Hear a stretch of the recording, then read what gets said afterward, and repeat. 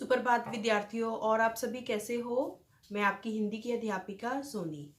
हमने ये पाठ नंबर 1 आपकी पाठ्य पुस्तक रिमझिम की पाठ्य पुस्तक का पाठ नंबर 1 मन के भोले भाले बादल कंप्लीट कर लिया है, इसका वाचन कर लिया है।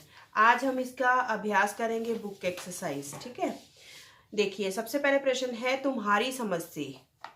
ठीक है, कभी कभी जिद्दी बन करके बाढ़ नदी नालों में लाते। आपने अपने समझ से बताना है ये जो बादल है नदी नाले में बाढ़ कैसे लाते हैं, कैसे लाते होंगे। देखिए, जब बादलों से बहुत अधिक बारिश होती है तब नदी नालों में बहुत पानी भर जाता है, तो उन्हें उनसे उसमें बाढ़ आ जाती है। ठीक है, इस तरह से बादल नदी नालों में बाढ़ लाते होंगे। ठीक, आगे है प्रश्न नंबर ख, बादल ढोल कैसे बजाते होंगे। ठीक है, नदी नहीं किसी की सुनते कुछ भी, ढोलक ढोल बजाते बादल। इसका उत्तर हम कैसे देंगे। देखिए, बादलों के आपस में टकराने से तेज आवाज होती होगी, इस तरह से बार बार टकराते और वे बार बार गरजते होंगे। इस तरह से उसे सुनकर ऐसा लगता होगा जैसे वो ढोल बजाते होंगे। ठीक है, यहाँ पर देखिए आगे, कुछ तो लगते हैं तूफानी, कुछ रह रह करते शैतानी।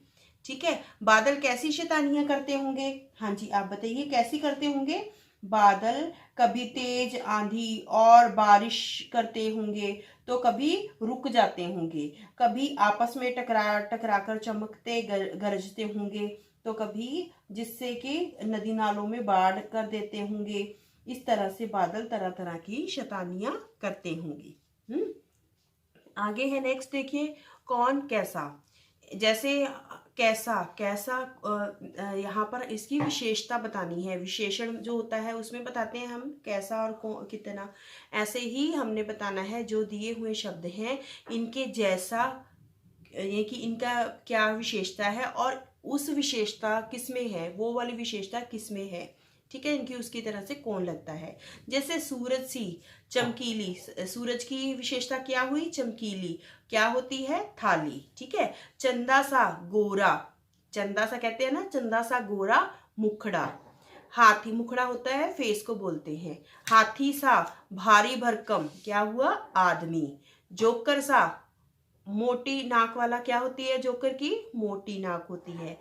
परियों सा सुंदर, क्या होते हैं परियों के, पंख।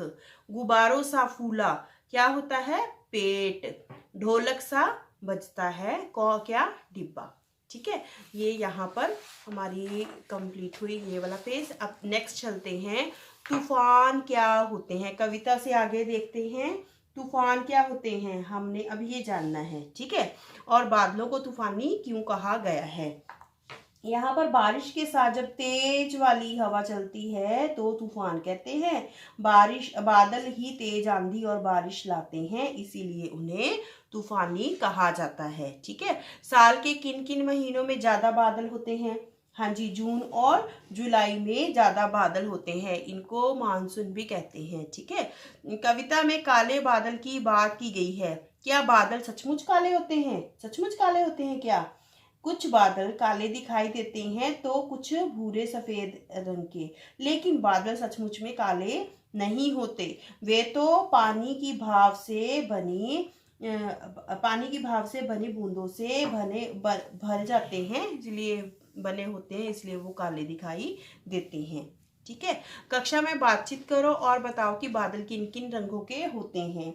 हमने कक्षा में अभी बातचीत की थी, तो उसमें आप सभी ने भी बताए थे कि कौन कौन से रंगों के होते हैं।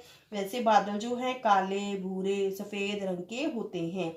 सुबह और शाम तो ये लाल रंग के भी दिखाई देते हैं। किस लिए, क्योंकि सूरज की रोशनी के कारण ये लाल रंग के भी दिखाई देते हैं। ठीक है, इस पेज में आपने कैसे करना है, कैसे कैसे बादल होते हैं, तरह तरह के बादलों के चित्र बनाने हैं। जैसे काले काले डरावने, यहाँ पर आपने इसको बनाने के बाद यहाँ पर काला रंग से इसमें कलर करना है, रंग भरने हैं। गुब्बारों से गालों वाले, ये देखो गालों का साइज बनाया हुआ ऐसे, गुब्बारों से गालों वाले। हल्के फुल्के सुहावने, ठीक है, वो जो सफेद से रंग के हल्के नीले रंग से होते हैं उस तरह से। ठीक है, आगे है, कविता में बादलों को भोला कहा गया है। इसके अलावा कविता में बादलों को भोला कहा गया है। इसके अलावा बादलों के लिए और किन किन शब्दों से का इस्तेमाल किया गया है? नीचे लिखे अधूरे शब्दों को पूरा कीजिए। जैसे म दिया हुआ था, मैंने इसको पूरा किया है। हमारी कविता में मत वाले शब्द दिया गया है बादलों के लिए। शह दिया हुआ था, शैतानी शब्द दिया गया है बादलों के लिए।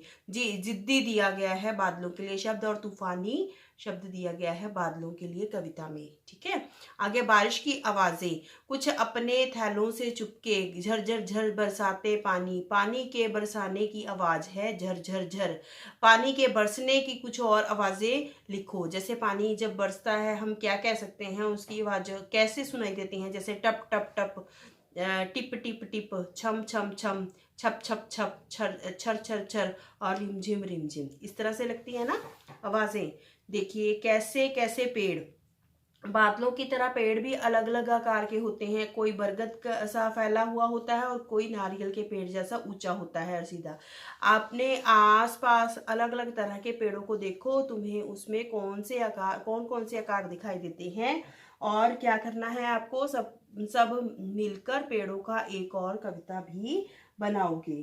ठीक है, हमने यहाँ पर एक कविता बनाई थी। कोई पेड़ पीपल सा विशाल, कोई नींबू के पेड़ सा छोटा, कोई पेड़ बांस जैसा लंबा और पतला है, कोई पेड़ बरगद सा मोटा, कोई पेड़ नीम सा घना है, कोई पेड़ बबूल सा टेढ़ा मेढ़ा है।